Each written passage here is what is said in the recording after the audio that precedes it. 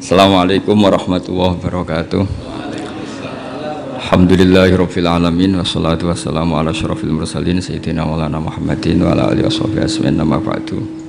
Di antara kebanggaan Allah yubahi itu Allah bangga dengan malaikatnya adalah umat ini adalah addu faridatan wantadzaru ukhra, melakukan satu fardu kemudian menunggu fardu yang lain. Dari mengkhidmati kampus, ingin mengkhidmati masyarakat, dari satu masyarakat lokal Semarang menjadi sampai sekarang sampai Banjarmasin, Unisula mau bikin kampus di sana terus gitu. Dari satu tugas ke tugas yang lain.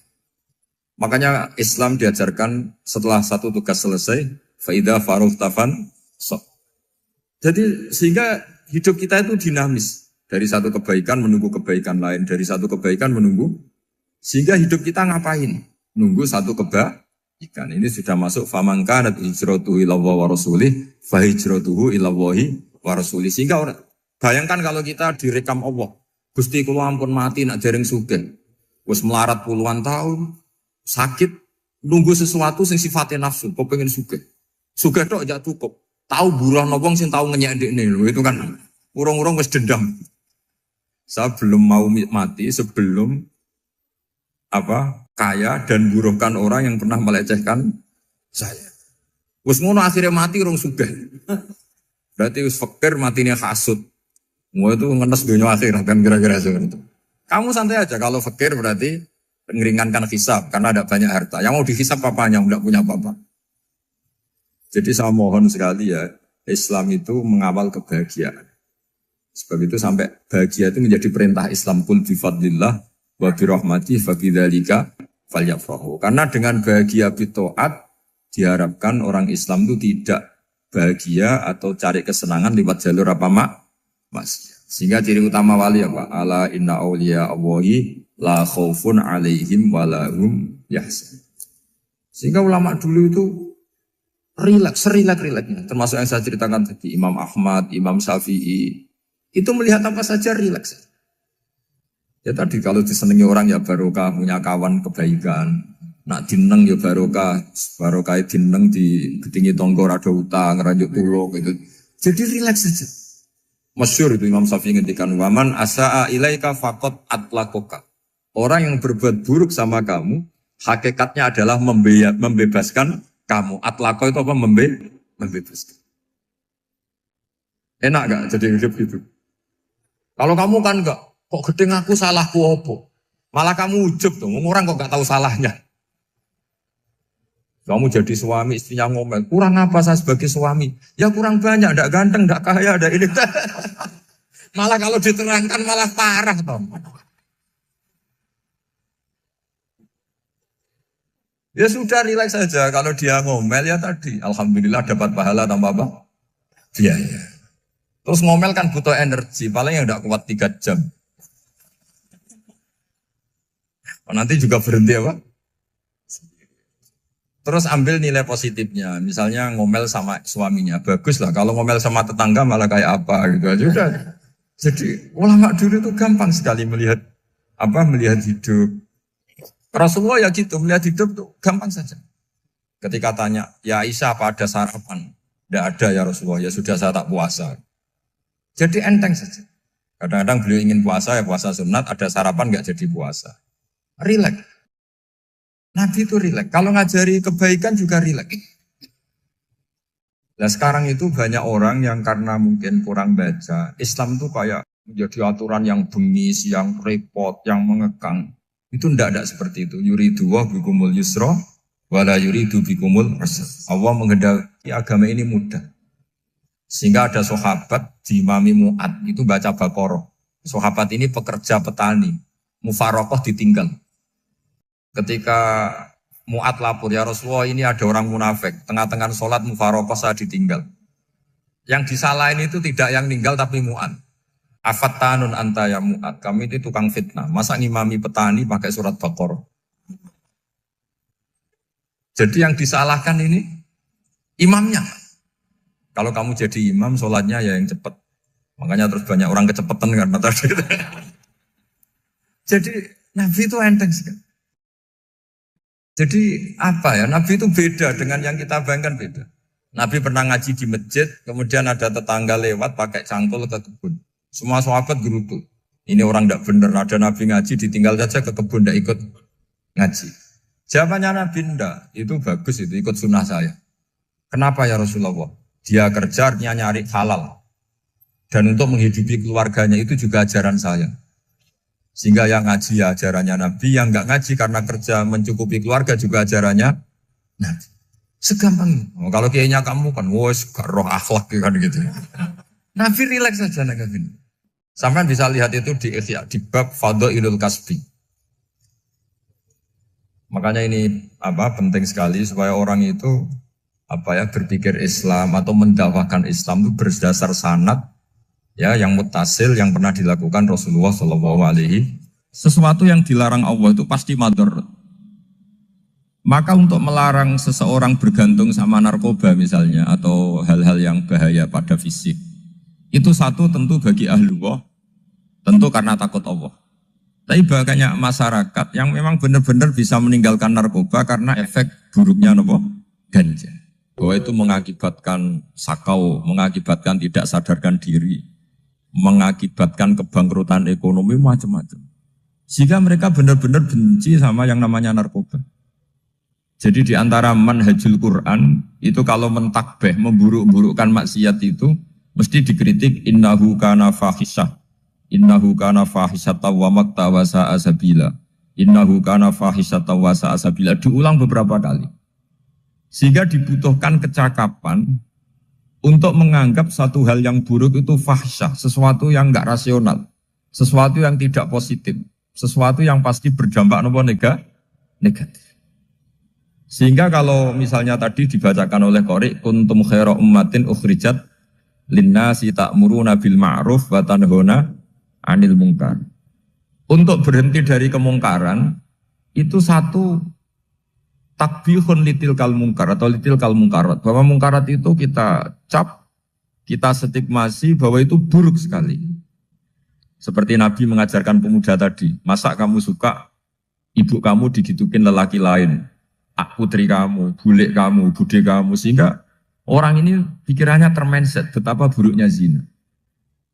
Sama seperti kita sukses memindset betapa buruknya narkoba, betapa buruknya bahan-bahan terlarang. Begitu juga seterusnya terus pengkhianat dan sebagainya.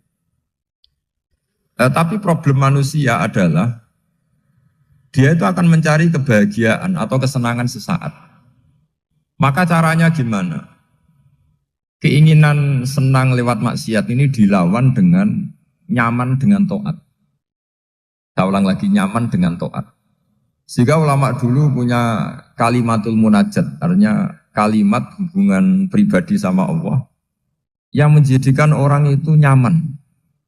Dan ini yang diajarkan kitab-kitab tasawuf. Kitab tasawuf itu sukses mengajarkan melihat alam raya ini semuanya nyaman, termasuk yang mengecewakan. Itu dianggap nyaman. Saya berkali-kali mengajarkan ilmu ini karena ini musalsal ila Rasulillah SAW. Itu pernah suatu saat Imam Ahmad itu dipanggil sama tetangganya, anak muda. Tentu Imam Ahmad ini orang yang sangat soleh, sangat waroi, sangat tunduk sama perintahnya Allah dan Rasul. Pemuda tadi manggil, ya Ahmad, datang ke rumah saya. Imam Ahmad datang. Setelah sampai ke pemuda tadi, sudah pulang lagi, saya tidak butuh kamu. Pulang lagi. Setelah sampai rumah dipanggil lagi, ya Ahmad, datang lagi. Datang lagi. Oh, saya tidak jadi butuh, pulang lagi. Sampai 3 kali. Dan itu perangai ekspresi Imam Ahmad itu, atau ulama lain yang sesoleh beliau, itu nyaman, indah. Beliau tetap senyum-senyum nyaman. Beliau tidak tersinggung, tidak terprovokasi, pokoknya tidak tersinggung, kelihatan nyaman. Lama-lama pemuda ini terus tanya, ya Ahmad, kamu saya perlakukan seperti ini kok tidak tersinggung? Kamu senyum-senyum saja, happy-happy saja. Jawabnya Imam Ahmad itu unik. Wahai pemuda, saya kamu panggil itu senang sekali. Karena kata Nabi, kalau kamu iman dengan Allah dan Rasul, maka hormatilah tetangga. Jadi saya senang. Karena nuruti perintah Allah untuk menghormati tetangga. Jadi tidak ada urusannya dengan kamu. Kagetnya kayak apa? Jadi dipanggil tetangga ya senang karena melakukan perintahnya Allah dan Rasul, yaitu ikramul jar, fal yukrim jarum. Disuruh pulang, kamu ingin saya pulang ya saya pulang. Disuruh datang ya saya datang. Jadi saya tidak tersinggung, saya tidak ada urusan dengan kamu. Urusan saya dengan Allah Subhanahu wa Ta'ala. Itu kalau bapak-bapak istrinya ngomel terus sabar itu ya bagus. Saya tidak punya urusan. Kalau kamu terprovokasi oleh istri, berarti kamu didikte oleh makhluk. Masa seorang rektor didikte makhluk? Kan tidak keren. Apalagi seorang habib didikte makhluk, kan tidak keren. Yang bisa mendikte kita hanya Allah Subhanahu wa Ta'ala. Dan Allah mendikte kita, mengajarkan kita wa ashiruhunna bil ma'ruf fa in karihtunna fa asa an takrahu shay'an wa yaj'alallahu fi khairan katsira. Jadi cara melihat istri kita bawel gitu atau cerewet, alhamdulillah ini ada pahala tanpa modal, cukup sabar. Kalau istri kamu sedang mesra, malah mintanya ke mall, malah biayanya tinggi. Murah mana? Dapat pahala dimarahin sama saat mesra minta ke mall. Milih yang pertama kan? Nah ya itu tidak usah modal. Ya gitu aja. Jadi kalau istri sedang marah, bawel, anggap saja ini rezeki. Dapat pahala tanpa apa? Biaya. Nah, kalau pas rukun malah nantang ke mall, biayanya malah tinggi. Jadi ulama dulu itu melihat dunia itu happy. Pernah Imam Syafi'i dikasih tahu, orang yang tadi nyium tangan kamu ya, itu di rumah menghujat Anda. Jadi dia sopan hanya di depan Anda, kalau di luar menghujat Anda. Jawabnya Imam Syafi'i lucu. Ya baguslah. Yang cerita ini kaget. Kenapa bagus ya Abu Abdillah? Kalau manggil Imam Syafi'i ya Abu Abdillah. Ya berarti saya masih wibawa, di depan saya tidak berani katanya. Jadi dipandang enteng saja. Jadi kalau kamu di depan kamu istri kamu tidak berani belanja, tidak ada kamu belanja banyak, anggap saja Anda wibawa. Jadi enteng saja. Pernah Imam Syafi'i dikasih tahu, separuh dari kampung Anda itu gak suka kamu. Ya bagus lah. Kenapa? Oh nak rukun malah bakal utang katanya gitu. Kira-kira yang utang itu yang rukun apa yang neng-nengan? Yang rukun. Jadi enteng saja. Masyhur itu makalahnya Imam Syafi'i. Waman asa'a ilaika faqad atlaqaka. Orang yang berbuat buruk sama kamu berarti membebaskan kamu. Kalau saya sedang nenengan sama Habib Hasan Toha Putra, beliau naik Alphard gak nawarin saya sah karena baru nenengan. Tapi kalau sedang rukun malah harus repot mana? Rukun sama ndak rukun? Repot rukun sebetulnya. Jadi Imam Syafi'i itu happy saja. Kalau sedang rukun sama tetangga ya dianggap rukun itu satu kenikmatan. Sedang tidak rukun ya dianggap satu kenikmatan. Jadi orang dulu itu serilek itu melihat dunia. Kalau kita kan enggak, ego. Wah saya ini suami kok dimarahin istri. Wah ini egonya bangkit. Padahal egonya bangkit itu ada kebodohan di situ. Yaitu seorang rektor didikte seorang istri, seorang makhluk. Apalagi kalau Anda daftar wali itu tidak akan jadi wali. Ini wali kok tunduk sama makhluk. Karena didikte apa? Makhluk. Maka Imam Ahmad ketika tetangganya bully gitu ya santai saja beliau happy. Ketika pemuda tadi iskal janggal. Kenapa kamu gak tersinggung ya Ahmad? Memangnya saya harus tersinggung gimana? Kan tak panggil tidak jadi, tak panggil tidak jadi. Hei pemuda, saya ini tidak punya urusan dengan kamu. Saya nuruti kamu karena perintahnya. Saya senang melakukan perintah Allah harus berbaik sama kamu. Sampai 3 kali. Ajarkan Muhammad atau katakan Muhammad pada umatmu. Sebaiknya atau seharusnya mereka hanya gembira dengan melihat fadlnya Allah dan rahmatnya Allah. Ini harus kita pahami mulai dari konstruksi yang paling pokok, yaitu akidah. 2 ahwal. Ahwal itu 1 perilaku sosial. 3 mutamimat, sesuatu yang tidak pokok, tapi kita butuhkan dalam mengawal hidup ini. Saya beri contoh, itu sampai maksiat, itu karena cari kesenangan. Misalnya baru penat itu, ingin seneng, ada orang yang macam-macam lah, ingin melihat maksiat, apa itu pornografi, apa nyabu, apa macam-macam. Itu sebetulnya agama punya konsep yang luar biasa, yaitu seharusnya seseorang itu gembira. Gembira dengan ketaatan. Lalu pertanyaannya caranya gembira gimana? Gembira itu mudah. Jadi misalnya kamu sujud sama Allah Subhanahu wa taala. Terus cara berpikir begini. Ini sekaligus ijazah. Cara berpikir begini. Ya Allah, ini kata Sayyidina Ali, kafani izzan an aku nalaka abdan wa kafani fakhron an takuna li robban. Ya Allah, betapa sialnya saya andaikan saya jadi budak dari makhluk yang sama. Misalnya sampean itu seorang kiai atau rektor atau doktor atau orang terpelajar, kemudian kamu jadi budak atau hamba dari makhluk yang setara. Betapa hinanya saya. Maka kata Sayyidina Ali, ya Allah saya ini cukup bahagia, cukup bangga. Karena jadi budak, jadi hamba dari zat yang super atau yang maha super. Jadi kok Allah Subhanahu wa ta'ala. Sehingga ada kebahagiaan yang luar biasa karena menjadi hambanya Allah Subhanahu wa ta'ala. Setelah bangga dengan jadi hambanya Allah, maka kita akan malu. Malu misalnya kok saya bahagia itu nunggu melihat pornografi, melihat maksiat. Itu terus menjadi malu. Kenapa saya bisa didikte oleh hal-hal seremeh itu? Ya, kita malu karena didikte oleh hal-hal yang seremeh itu. Karena kita didikte oleh nafsu. Jadi izzatun nafsi, satu harga diri seseorang itu harus dihidupkan untuk hanya tunduk kepada Allah Subhanahu. Sehingga Nabi itu melatih satu logika tarkul ma'asi. Nabi itu dulu ketika ada seorang pemuda yang ya karena mungkin pemuda ya, dia itu mau masuk Islam, tapi uniknya kata pemuda tadi, saya masuk Islam tapi asal dibolehkan bebas zina. Jadi ini agak sableng gitu. Jadi mau masuk Islam syaratnya dibolehkan apa?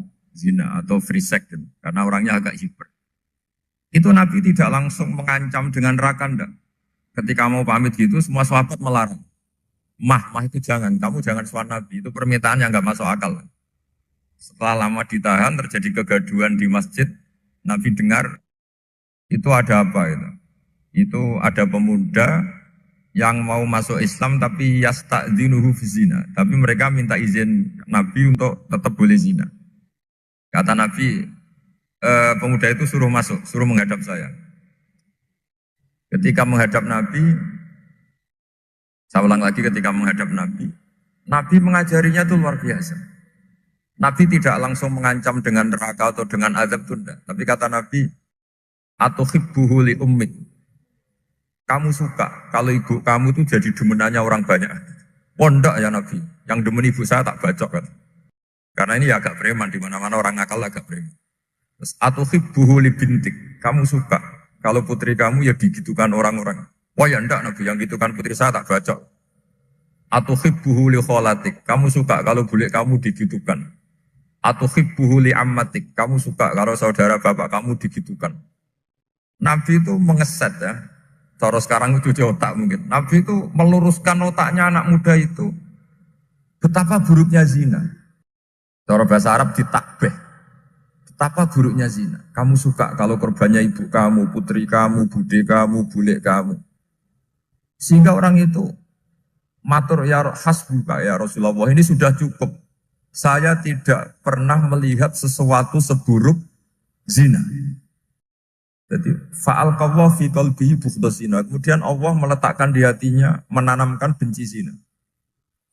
Sehingga akhirnya pemuda tadi menjadi iffah, menjadi menghindari zina. Artinya begini ya, ini mungkin yang lolos dari para kita sebagai dai, kita tidak belajar banyak tarbiyahnya Rasulullah Shallallahu Alaihi Wasallam. Jadi kalau kita benci maksiat, itu jangan hanya ditakhzir, ditakutkan neraka itu enggak. Jangan hanya itu.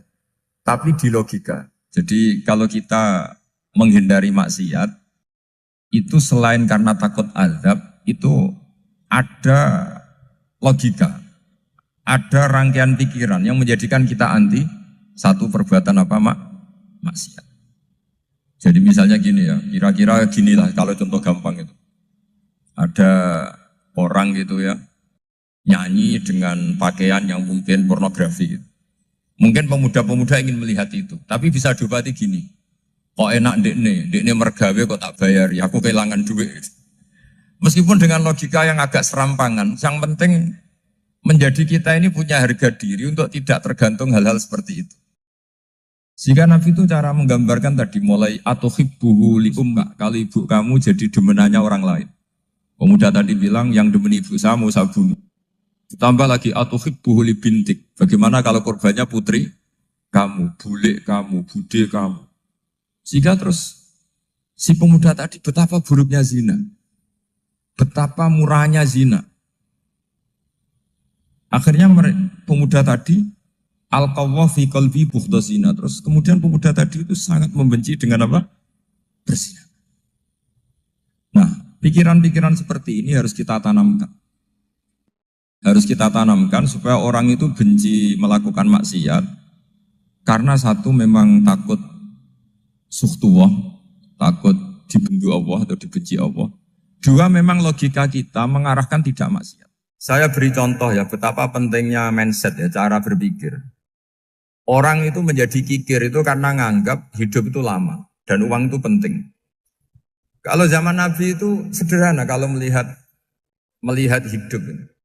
Pernah suatu saat Nabi itu punya jatah makan karena Nabi itu hidupnya juga pas-pasan. Jadi Nabi itu unik. Beliau di satu sisi kaya raya, bisa ngrumat Abu Hurairah, Ammar, Suhaib.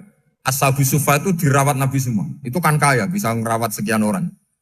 Tapi di sisi yang lain untuk pribadinya beliau miskin. Kadang nggak bisa makan hari itu. Tapi di saat yang sama bisa merawat Ahlus Sufa. Jadi keliru kalau orang hanya cerita Nabi itu miskin, untuk makan dirinya aja susah.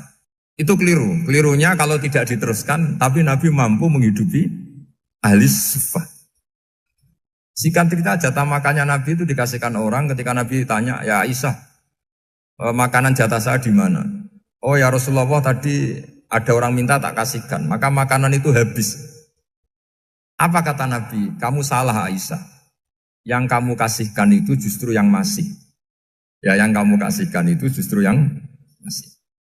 Sehingga Nabi menganggap, makanya Nabi terus ngendikan. Ya kalau mukhatabnya lelaki ya kira-kira begini. Wahal laka min malika illa ma akalta fa'afnaita walabista fa'ablaita. Terus tanya wa tasaddaqta fa'abqaita, kata Nabi. Harta kamu ya kamu makan kemudian ke WC jadi kotoran, atau punya pakaian mewah nanti rusak. Wa tasaddaqta fa'abqaita. Ada yang kamu sedekahkan yaitu yang abadi sampai akhir. Sehingga banyak pengusaha yang mencintai saya setelah tak ajari hadis itu. Misalnya punya uang 1 miliar karena dia spekulan atau pedagang rawan bangkrut, disedekahkan ke masjid 50 juta, yaitu yang abadi. Jadi kalau suatu saat bangkrut, dia masih punya uang 50 juta di akhirat. Jadi Nabi itu mengajari sedekah itu apa? Ya sedekah itu pengabadian uang. Kalau kita kan enggak, bilang sedekah itu nguras uang. Itu pikirannya setan, dan pikirannya orang Islam. Itu cara berpikir setan, bukan cara berpikir umat apa? Sehingga Sayyid Ali Zainal Abidin itu kalau ada orang minta, kemudian beliau ngasih, itu beliau bilang gini, marhaban biman hamala zadi ilal akhirah. Matur nuwun nggih jenengan sing beto sangu kula nate. Jadi dianggap teller saja. Orang yang minta uang beliau itu dianggap tukang nyatet bank, karena sudah ditabungkan. Ya sudah. Kalau kita kan enggak, wah pengemis itu ganggu gini-gini. Kecuali pengemis profesi ya mungkin kita agak-agak enak. Kemarin zaman akhir itu ada pengemis apa? Profesi. Jadi repot. Terus tak beri contoh lagi kebahagiaan ketika kita milih Islam moderat. Islam kita diajarkan guru-guru kita, utamanya oleh guru kita Mbah Maimun. Saya juga sering ketemu beberapa ulama dunia, termasuk Habib Umar. Saya juga ikut sowan ke sini pas beliau sama Habib ini Hasan Toha Putra di sini sama orang-orang moderat. Itu cara berpikir juga luar biasa indah. Beliau pernah cerita ya, beberapa ulama lah, banyak yang cerita itu. Saya pernah diceritani seorang alim ketika ada orang ekstremis itu mau ngebom di tempat maksiat. Kebetulan yang maksiat itu kebanyakan ya orang Islam. Karena di negara yang mayoritas Islam. Ditanya sama Syekh Sa'rawi, Syekh Sa'rawi itu mufasir top di mana? Mesir. Ini mau tak habisin karena mereka orang Islam kok maksiat terus. Terus ditanya sama Imam Sa'rawi, laumatu ala khini ma'asihim aina masiruhum. Kalau mereka mati dalam keadaan maksiat, mereka kemana? Ya ilanar, mereka pasti masuk neraka. Terus ditanya sama Imam Sa'rawi, wahal masiruhum ilanar muradun nabi amla. Punya umat maksiat kemudian mati masuk neraka, itu yang diinginkan Nabi apa enggak? Ya tidak aja. Ya sudah, enggak usah dibom, ditunggu tobatnya kata. Karena kalau mati dalam keadaan itu ke neraka dan itu tidak yang diinginkan Rasulullah Sallallahu Alaihi Wasallam. Terus ekstremis ini menjadi tobat, tidak berpikir ekstremis Mas. Jadi orang itu harus berpikir mindset yang baik. Meskipun kadang berpikir baik itu ya agak-agak kacau. Ada seorang wali majdud, itu kalau berdoa agak kacau, tapi gak bisa dibantah. Masyhur itu doa itu. Ini sekaligus ijazah, tapi kalau sebelum wali gak boleh. Itu datang ke makamnya Rasulullah SAW. Terus doanya itu begini. Ya Allah, sekarang terserah engkau. Ya Allah, sekarang terserah engkau. Jika saya kamu jadikan orang soleh, jika saya engkau jadikan orang soleh, maka surra habibuk, maka kekasihmu ini senang. Yang susah musuhmu yaitu setan. Tapi kalau engkau menjadikan saya orang fasik, maka yang susah kekasihmu, yang senang musuhmu. Jangan punya dua pilihan itu.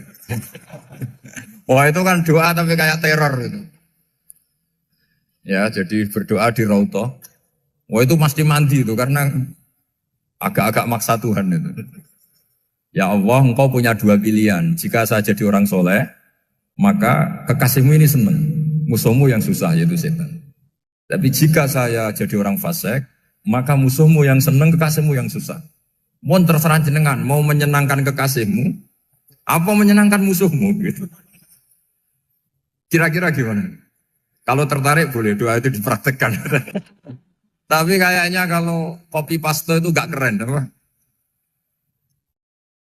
Jadi dulu orang itu muamalah sama Allah dan Rasul itu rileks. Rileks itu nyaman karena ya tadi kul bi fadlillah wa bi rahmati fa bidzalika falyafrah. Sehingga Imam Izzuddin bin Abdissalam itu ngendikan innalladzina yarmunal muhsanatil ghafilat. Di antara kebaikannya ibu-ibu atau mbak-mbak ini harus berstatus ghafilat. Perempuan-perempuan pelupa. Ghafilat itu pelupa. Pelupa dari kenikmatan maksiat sehingga mereka dengan taat. Misalnya ada ibu-ibu atau mbak-mbak atau juga bapak-bapak tahajud, kemudian nyaman dengan tahajud itu. Kira-kira terbersit enggak ingin maksiat? Enggak kan, karena sudah nyaman dengan tahajud, dengan taat. Maka dibutuhkan kenyamanan dalam beribadah. Sebab itu, ala bidzikrillahi tatmainnul qulub. Makanya saya termasuk kiai yang setiap ngaji itu happy, seneng. Karena ini untuk kampanye, seneng dengan ngaji, dengan taat itu sudah luar biasa. Kayak apa kalau mereka senengnya kalau nunggu melakukan maksiat. Jadi termasuk bentuk perlawanan kita terhadap maksiat adalah usahakan kamu tuh bahagia, seneng dengan taat. Istiqnas billah, mu'anasah billah, farah billah, itmi'nan tumaknina billah. Sehingga ini mencukupkan kita tidak berkebutuhan maksiat. Meskipun kita ya manusia, pasti suatu saat atau sudah pernah maksiat. Serasa diceritakan lah, ini gue mesti gitu. Lah orang-orang dulu itu orang yang sukses mengelola bahagia ma'allah wa billah walillah.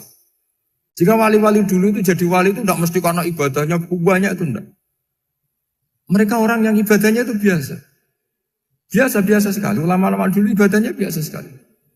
Tapi qulubuhum ma'allah, hatinya itu ma'allah. Itu ada seorang wali itu jadi wali, Umar bin Abdul Aziz yang dikenal Khamisul Khulafa. Khamisul Khulafa. Di luar Khulafa Ar-Rasyidin 4, di antara yang soleh adalah siapa? Umar bin Abdul Aziz. Itu ketika mau meninggal, itu senangnya bukan main. Itu semuanya nangis, beliau senang. Terus tanya, kenapa kamu senang? Memangnya saya kalau mati itu kemana aja? Ila khairi madhubin ilah, ke zat terbaik. Dibang urip mbek kowe bulet atau mbek arhamur rahimin gitu. Yaitu Allah Subhanahu. Jalaluddin Ar-Rumi ketika mau meninggal itu muridnya nangis semua, beliau marah. Kamu harusnya pesta karena saya mau ketemu kekasih saya, malah kamu tangisi, goblok sekali kamu katanya. Jadi orang-orang dulu itu luar biasa. Karena tadi mereka tidak ingin ketemu Allah itu dianggap problem. Harus sesuatu yang membahagiakan. Makanya wali-wali itu kalau berdoa begini. Wa khairu ayyami yauman alqa kafih, dan jadikan hari terbaikku adalah hari ketika saya ketemu engkau ya Allah. Pernah dengar doa itu? Wa khairu ayyami yauman alqa kafih, dan hari terbaikku adalah hari saat ketemu engkau. Nah, kan enggak, sampai mati ku wedi. Saya tidak tahu wedi dosa, wedi Israel, wedi malaikat siapa? Mungkar Nakir. Sebenarnya tidak perlu seperti itu. Karena cara pandang Nabi itu ini bisa dipraktekkan. Kalau kamu orang baik, mati artinya apa? Ya baik. Karena husnul khotimah. Kalau kamu orang yang buruk, itu kata Nabi, anggap saja mati itu akhir dari keburukan kamu. Nah, aku urip terus, malah maksiat terus. Maka Nabi itu kalau ngajari kita berdoa gini, Allah maj'alil hayata ziyadatan li fi kulli khairin wal mauta rohatan li min kulli syarri. Ya Allah, kalau saya hidup, ya anggap saja ziyadah fi kulli khairin, berpotensi nambahi kebaikan. Kalau saya mati, anggap saja ini akhir dari segala keburukan. Maka saya berkali-kali, banyak tradisi ulama-ulama NU, ulama-ulama pesantren, ya ada hanya NU, pokoknya ulama-ulama alim. Itu kalau ada orang mati, orang nakal gitu mati, ini saya gitu. Itu hadirin mesti gak terima. Wah, api enang itu orang wakal. Tapi dipaksa sama kiainya, saya gitu. Lama-lama dipaksa. Saya gitu. Padahal yang hatinya kiai, wis ra iso maksiat meneh, wis saya gitu. Karena dengan mati berarti saya sudah tidak bisa maksiat lagi. Jadi Nabi melihat hidup dan mati itu segampang itu. Kalau al-hayata ziyadatan li fi kulli khairin wal mauta rohatan li min kulli syarr. Coba kita ke depan itu kan ada potensi zina, potensi korupsi, potensi maksiat. Yang bisa menghentikan potensi itu apa coba? Mati ya, udah pinter dia. Sudah maju berarti. Berani mati? Berani. Tapi jangan di sini ngel-ngelo panitia. Artinya yang selama ini kita risau dengan kematian, dengan apa? Nabi ngajari kita tadi. Allah mas'alil hayata ziyadatan li fi kulli khairin wal mauta rohatan li min kulli syarr. Ya Allah, jadikan hidup ini sebagai bekal menambah kebaikan, dan suatu saat kalau saya mati, semoga itu akhir dari segala keburukan. Jadi artinya Nabi itu ngajari kita itu positif terus. Sama seperti ulamanya tadi. Nak lagi rukun mbek tonggo ya sanggep ae kanca keapian. Nak nenengan ben ra utang teman-teman. Jadi pokoknya penak terus itu. Nak bojo lagi ngamuk, alhamdulillah gak ngajak blonjo. Nah pas rukun ya alhamdulillah kok lagi rukun. Jadi gampang semua. Makanya ada seorang alim itu ngendikan begini, ada yang tanya. Saya tuh dulu ketika kaya, teman saya sering main ke saya. Setelah saya miskin gak ada teman-teman yang ke saya. Dikira si Habib ini kebetulan orangnya Habib itu mendukung keluhan dia. Ternyata enggak. Si orang alim itu bilang gini, malah bagus toh gitu. Kowe wis melarat buruhe wong. Ya sudah kamu miskin buruhnya orang lain. Misalnya tukang manol di pasar atau tukang becak. Kemudian teman-teman kamu datang, malah kamu malu tuh jadi tontonan. Bagus kalau mereka lupa, pas kamu miskin tidak ada yang lihat katanya. Jadi apa ya, dianggap enteng saja gitu. Akhirnya orang ini nggak jadi ngeluh. Selama ini kan kita ngeluh ya, ketika miskin teman-teman nggak datang. Coba kalau mereka datang pas kamu buruh bikin botol di orang lain. Mantan bos buruh, malu gak? Milih datang kepada? Nggak lah, sudah bener itu. Jadi ulama dulu itu makanya sering baca biar tahu solusi hidup. Jadi ulama dulu itu gampang sekali melihat kehidupan itu. Gampang sekali, indah, gampang. Kebahagiaan ini pula yang harus kita latih dalam melakukan ketaatan. Tapi memang obsesi saya terbesar atau cita-cita saya terbesar memang setiap ngaji saya ingin orang mukmin semuanya itu bahagia. Dengan bahagia itu mereka tidak neko-neko ingin mencari kebahagiaan lewat jalur apa maksiat. Sehingga dalam konstitusi ulama yang ditulis di kitab-kitab usul fikih, dan itu kitab yang saya kaji, selalu saya kaji, itu membela-bela sesuatu yang mubah itu sampai luar biasa.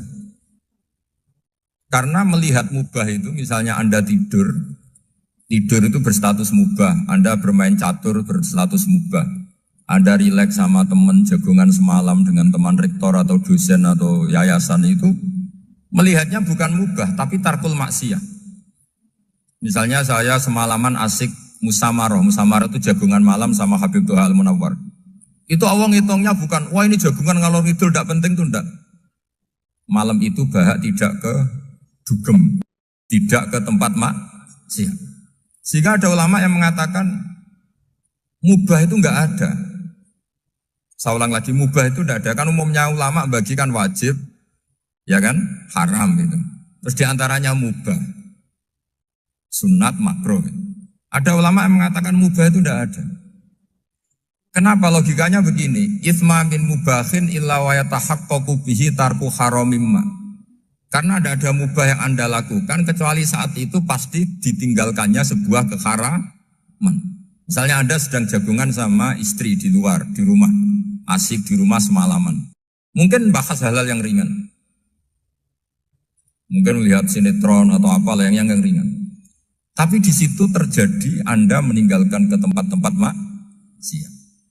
Sekarang ninggal maksiat itu wajib apa mubah? Wajib. Padahal Anda sedang melakukanmu.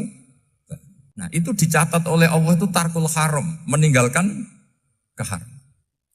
Jika masyhur dalam cerita wali-wali itu, Abu Yazid yang seperti itu ibadahnya pernah tanya, ya Allah lalu yang makomnya orang seperti saya siapa? Karena beliau semalaman ibadah terus. Sama Allah dijawab, ya yang tidur di pinggir kamu itu. Abu Yazid, loh kok bisa ya Allah? Dia kan tidur terus. Ya kan dia tidur berarti meninggalkan keharaman. Ngomong sing potongan tukang maksiat itu apik turu apik melek kira-kira. Apik turu. Timbang sama nak melek pola wis turu ae kira-kira gitu. Jadi enggak usah dipaksa tahajud, dipaksa qiyamul lail itu. Iya kalau qiyamul lail. Kalau dapat informasi, ke sini ikut saya terus katut kan repot. Jadi perlawanan terhadap maksiat itu sebetulnya gampang dalam Islam karena tadi nggak ada sesuatu yang mubah kecuali saat dilakukan berakibat meninggalkan keharaman. Mudah sekali. Jika banyak orang jadi wali itu karena melakukan mubah. Itu ada orang jadi wali itu karena sering makan. Ya makan-makan biasa itu. Karena ketika makan, ya Allah, betapa doifnya saya. Katanya saya presiden, katanya saya rektor, saya kiai. Ternyata kalau nggak makan tuh lemes. Apa hebatnya makhluk yang bergantung makhluk yang lain, yaitu makanan. Nah karena seperti itu terus dia al-laja'illallah, terus dia sungkeman ning Allah. Betapa lemahnya saya. Sebab itu ketika Quran mengkritik dengan tanda kutip kemungkinan Tuhannya Isa bin Maryam, itu ngeritiknya sederhana Quran itu. Mal masih ibnu Maryam illa rasul qad khalas min qablihir rusul wa ummuhu siddiqah kana yaqulanit ta'am. Isa itu tidak Tuhan, wong dia makan. Kamu kebayang nggak misalnya punya Tuhan, wah tadi Tuhan mampir ke rumah saya, dia lemes. Setelah tak kasih makan sehat lagi gitu. Itu kan nggak kebayang. Tapi Tuhan marung di rumah saya, lemes tak gratisin, kayaknya tidak punya uang gitu. Setelah makan, wah gairah lagi. Kebayang nggak punya Tuhan seperti itu. Sehingga Quran kalau gejolak sederhana, karena yakulanit ta'am. Sehingga wali-wali itu kalau makan itu sadar lemahnya dirinya, betapa dirinya tergantung makanan. Sesuatu yang tergantung itu artinya tidak hebat, tidak Tuhan. Jadi untuk menjadi wali, untuk menjadi dapat ridhonya Allah itu sebenarnya sederhana. Termasuk ada cara jadi wali yang agak kacau, tapi ini ya benar, asal niatnya benar. Misalnya Unisula besar, ya kurang besar lagi. Kita sudah punya uang, kurang banyak uang lagi. Itu Nabi Ayub. Itu kan seorang nabi. Pernah diuji, oh ini ada di Sahih Bukhari. Nanti kamu tanya, hadisnya Sahih enggak? Ini ada di Sahih Bukhari. Kadang orang kota itu aneh. Enggak ahli hadis tapi tanya, Sahih enggak? Padahal andekan dibodoni Sahih ya ngandel saja. Jadi kadang ya aneh. Oh enggak tahu kok tanya. Itu Nabi Ayub itu sudah kaya, pas itu sudah kaya. Bukan cerita yang masih miskin, memang sudah kaya. Beliau di kamar dihinggapin satu belalang dari emas. Setelah belalang itu dikejar, ternyata yang jenis itu banyak, semuanya dari emas. Ngambil sana sini, ini yang kesak ini dipenuhin, saku ini dipenuhin, sampai banyak. Sama Allah digojlok, kamu itu Nabi saya, kenapa kamu mengumpulkan harta sebanyak itu? Kamu itu Nabi saya kok rakus? Jawabannya Nabi, ya Allah, siapa yang bisa kenyang dari rahmatmu? Gitu. Ya, jadi kalau kamu punya uang 1 miliar, kok ingin 1 miliar 100, ingin 1 miliar 200, itu cara ngitung bukan uang. Ya Allah, siapa yang bisa kenyang dari rahmatmu? Karena rahmat Allah tidak terbatas, sudah Gusti tenang saja. Meskipun saya gini, rahmat Anda tidak akan habis. Sehingga waroi ada ilmunya, tomak juga ada ilmunya. Termasuk ragus itu juga ada ilmunya. Misalnya begini, ini contoh rakus yang ada ilmunya begini. Ini saya beri contoh. Mungkin yang boleh niru orang-orang soleh, kalau nggak soleh jangan. Imam Syafi'i ini cerita nyata. Imam Syafi'i itu dulu ketika ngaji masih muda itu nggak suka sama guru yang kaya. Kebetulan dia punya guru miskin terus. Namanya Sufyan As-Tsauri itu miskinnya Masya Allah. Sufyan bin Uyainah juga miskin. Jadi dia miskin punya guru miskin terus. Sehingga idolanya ya sama guru-guru yang miskin. Suatu saat guru-guru ini menyarankan dia ngaji Imam Malik. Imam Malik itu kaya raya. Itu babutnya Imam Malik kalau diinjek itu mata kakinya tidak kelihatan saking halusnya. Kalah Indonesia lah kalah. Imam Malik itu gaya. Kalau ngaji di kursi tinggi terus pakai bukhur itu, pakai dupa Arab yang mahal. Pokoknya mewah kali Imam Malik. Terus dia mulai ini kiai kok kaya.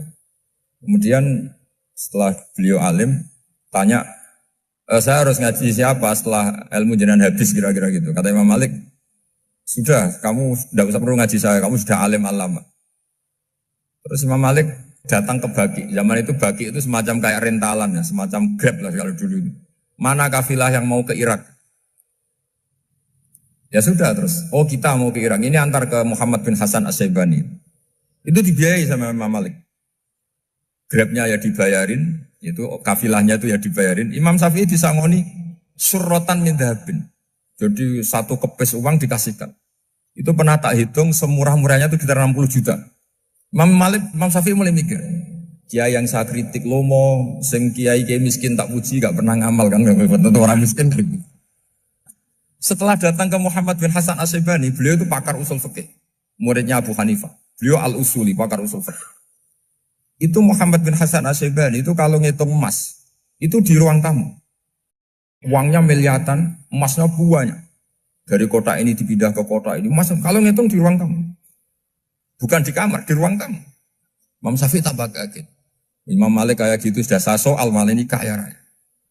Setelah Imam Syafi'i kelihatan kaget, digojlok sama Muhammad bin Hasan As-Syaibani karena beliau senior. Atajabu min hadza, kamu aneh melihat ini? Iya. Kenapa? Ulama kok kaya raya.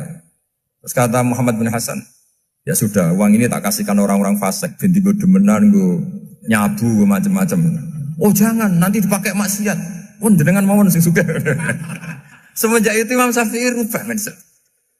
Jadi kalau kampus ini ingin akreditasi A, ingin mulia, ingin apa, kamu ridho. Kalau yang punya prestasi seperti itu adalah orang-orang fasik. Ridho enggak? Enggak kan? Maka didoakan ini. Nah itu namanya berpikir secara usuli. Kamu jangan hanya nuruti karena berpikir waroi terus kamu benci kekayaan. Kan tidak bisa seperti itu. Karena pangkat dan kekayaan ketika dikelola secara kesolehan maka akan menjadi energi positif yang luar biasa. Semenjak itu Muhammad bin Hasan As-Syaibani berhasil mendidik Imam Syafi'i. Sampai akhirnya keterusan Imam Syafi'i berpendapat kalau orang Islam bisa bikin rumah tingkat kok punya rumah reot itu haram. Akhirnya keterusan. Kalau bisa jadi bupati kok jadi ketua RT juga haram. Karena al-Islam ya'lu wala yu'la alaih. Islam itu luhur bukan bisa diluhurin. Sehingga rata-rata orang Syafi'iyah termasuk kiai-kiai Indonesia itu rata-rata ya agak-agak politikus. Ya agak-agak kedonyan, mungkin sebagian ya kedonyan tenan gitu. Karena nggak ridho gitu loh. Kalau kesempatan itu dikuasai orang fasik, kemudian menjadi kekuatan maksi. Coba kalau bupati itu orang yang fasik, kemudian programnya supaya rakyat seneng semalaman dangdutan yang purno misalnya. Supaya rakyat seneng dibolehkan dugem, dibolehkan judi. Tapi kalau yang jabat orang soleh, kan ada beberapa perda yang menolak penyakit apa? Masyarakat. Jadi kamu jangan melihat bahwa kepangkatan ini hanya sebagai alat korupsi, alat otoriter, enggak. Asal kena orang soleh, maka ini menjadi energi kesolehan atau energi positif. Sebab itu ketika Allah muji para nabi yang soleh, diantaranya disifati apa? Faqad ataina ala Ibrahim al-kitab wal hikmata, terus ayat wa atainahum mulkan azim. Dan Nabi Ibrahim dan keluarganya tak kasih kerajaan yang besar. Nah sekarang masih banyak orang yang cara pandang ngapain bikin Unisula yang megah, ngapain berambisi punya akreditasi A dan sebagainya. Menyoal seperti itu salah secara usul fikih. Karena cara usul fikih kesempatan yang baik tentu harus diperjuangkan oleh orang-orang yang soleh. Karena ini supaya jadi otoritas yang positif. Itu dulu ada latihannya. Jadi orang dulu itu gampang sekali ketika milih miskin ditanya, kenapa miskin? Saya ingin hisab saya ringan. Tapi ketika mereka kaya, yang soleh, supaya harta ini tidak dipakai orang yang nanti dipakai maksiat. Kita misalnya orang soleh mau pangkat, karena kita ada ridho, kepangkatan itu dipegang orang maksiat, kemudian menjadi energi maksiat. Begitu juga seterusnya. Maka ulama dulu itu rileks. Sampai Nawawi Al-Bantani itu nanti bisa dicek di tafsir. Qul hal yastawil ladzina ya'lamuna wal ladzina la ya'lamun. Beliau muji-muji ulama. Kemudian ada seorang yang agak hasut mungkin. Tanya begini. Hebatnya ulama itu begini-begini. Terus ditanya, tapi kenapa kita sering melihat ulama ngantri proposal di rumahnya bupati kan? Sementara bupati nggak pernah datang ke ulama ngaji ihya. Jawabannya Imam Nawawi itu unik. Ya karena ulama itu tahu gunanya uang, sehingga nyari uang untuk pondok, untuk masjid. Sementara bupatinya tidak tahu gunanya ilmu, maka tidak pernah ngaji. Jadi ya ringan saja nih. Jadi ya sudah seperti itu. Jadi kalau ada ulama kedonyan, anggap saja karena tahu gunanya uang. Jadi kenapa ulama ngantri di kabupaten, bukan bupati ngantri di ulama? Jawabannya karena ulama tahu gunanya uang. Sementara bupatinya nggak tahu gunanya ilmu. Kira-kira gitulah. Ada ustadz tidak ganteng, kesensem rondo cantik, karena tahu gunanya ustadz itu. Artinya tahu gunanya kalau saya nikah nanti punya anak jadi gus, karena dia kiai gitu. Tapi rondonya raro gunanya dia karena miskin gitu. Jadi ulama dulu itu rileks. Rileks, menafsirkan apa saja itu rileks, termasuk saat terpojok. Itu rileks. Karena semuanya dianalisis pakai ilmu. Sehingga ciri utama wali itu apa? Ala inna awliya Allahi la khawfun alaihim walahum yahzanun. Enggak ada rasa takut, enggak ada rasa gampang. Karena melihat sesuatu itu gampang saja. Seorang lagi melihat sesuatu itu gampang saja, ringan. Oke, semoga barokah. Assalamualaikum warahmatullahi wabarakatuh.